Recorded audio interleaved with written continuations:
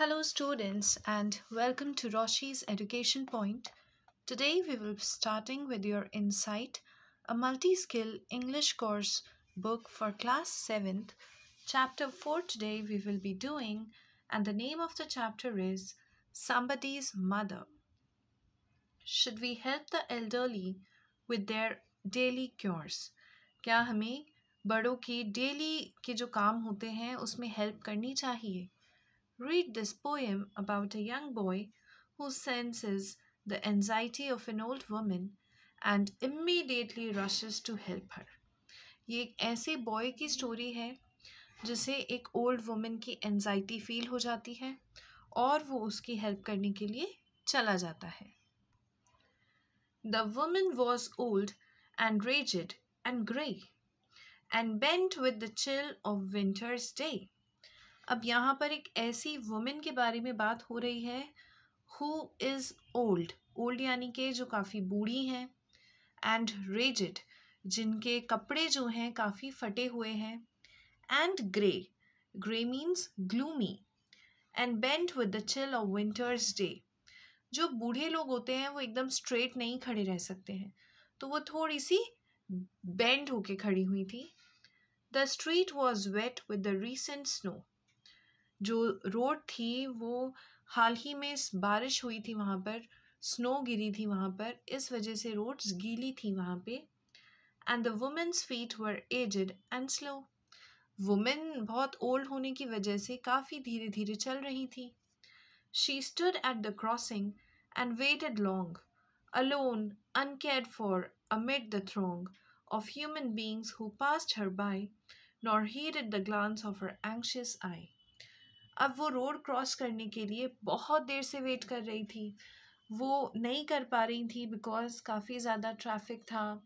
वो बहुत धीरे चल रही थी, तो वो डर रही थी. तो जो आसपास के लोग थे वो वहाँ से जा रहे हैं, कोई भी उस पर ध्यान नहीं दे रहा है. वो चाहती थी कि कोई आकर हेल्प कर दे, लेकिन किसी ने उनको इतनी इम्पोर्टेंस नहीं दी. किसी ने उनकी आँखों की तरफ भी नहीं देखा जो हेल्प मांग रही थी. Down the street with laughter and shout, glad in the freedom of school let out, came the boys like a flock of sheep, hailing the snow piled wide and deep.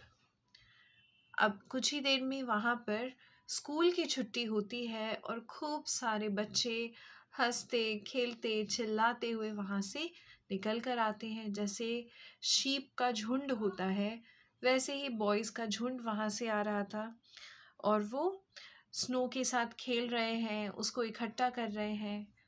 Past the women so old and grey, hastened the children on their way, nor offered a helping hand to her, so meek, so timid, afraid to stir. अब old women वहीं पे खड़ी है, उसके आसपास से सारे बच्चे जल्दी जल्दी उनके रास्ते जा रहे हैं, लेकिन किसी ने भी एक हेल्पिंग हैंड ऑफ़र नहीं करा. ओल्ड वुमेन को हेल्प किसी ने नहीं करा. वो इतनी वीक थी, ईज़िली वो डर रही थी ट्रैफिक से, लेकिन किसी ने आगे आकर हेल्पिंग हैंड नहीं बढ़ाया उनकी तरफ. Lest the carriage wheels or the horse's feet should crowd her down in the slippery street.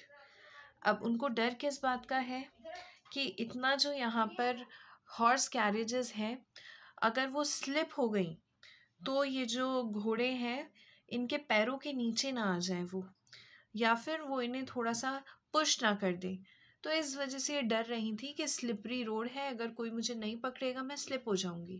That's why वो वहीं पर ही खड़ी हुई थी. At last came one of the merry troop, the gayest lady of all the group. Gayest lady means एक ऐसा लड़का निकला अब जिसने फाइनली उसकी हेल्प करने की सोची. He paused beside her and whispered low, I'll help you across if you wish to go. Boy ने उनसे बोला, ओल्ड वुमेन से, अपना हाथ उनकी तरफ बढ़ाया और धीरे आवाज़ में पूछा, मैं तुम्हारी हेल्प कर सकता हूँ रोड क्रॉस करने में अगर आपको दूसरी साइड जाना हो तो. Her aged hand on his strong young arm she placed, and so, without hurt or harm, He guided the trembling feet along. Women ने अपना हाथ उस स्ट्रॉन्ग यंग मैन के आर्म पे पकड़ा और वो धीरे धीरे ट्रेम्बलिंग करते हुए यानी कि कांपते हुए पैरों के साथ वो रोड क्रॉस करके चली गई. Proud that his own were firm and strong, then back again to his friends he went, his young heart happy and well content. आज उसे बहुत अच्छा लग रहा था कि उसने किसी की हेल्प करी है.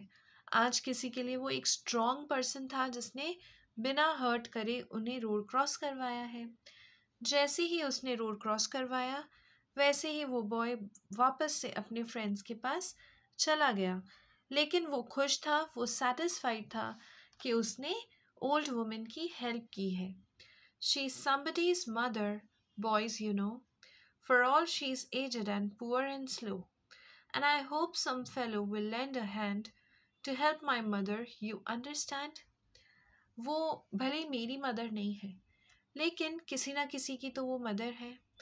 हाँ, वो एजड है, वो बूढ़ी हो चुकी है, वो गरीब है, वो स्लो ज़रूर है लेकिन वो किसी की मदर ज़रूर है. और मैं भी यही चाहूँगा अगर किसी दिन मेरी मदर भी ऐसे रोड पर हेल्प के लिए खड़ी रहें तो कोई ना कोई आकर उनकी इसी तरीके से मदद करे जैसे कि यहाँ पर इस बॉय ने की है. If ever she is poor and grey, when her own dear boy is far away, and somebody's mother bowed her head in her home that night, and the prayer she said was, God be kind to the noble boy, who is somebody's son and pride and joy. आज वो गरीब है women, वो बूढ़ी हो चुकी हैं, उनका खुद का बेटा आज उनके पास नहीं है, काफ़ी दूर रहता है, किसी और के बेटे ने उनकी हेल्प करी है. तो ये जो वुमेन है जो किसी और की मदर है, आज वो घर जाएंगी और रात में यही प्रेयर करेंगी कि वो जो लड़का था, चाहे वो मेरा बेटा नहीं है, वो किसी और का बेटा है, लेकिन उसके साथ हमेशा भगवान आप काइंड रहना, अच्छी चीज़ें करना, उसे खुशी देना, वो हमेशा खुश रहे. तो बेसिकली जब आप किसी ओल्ड वुमेन की मदद करते हैं तो वो आपके लिए प्रेयर ज़रूर करती हैं. That's all for this chapter. I hope you understood it. If you're having any doubt, you can write me in the comment section below. Thank you so much. Keep watching.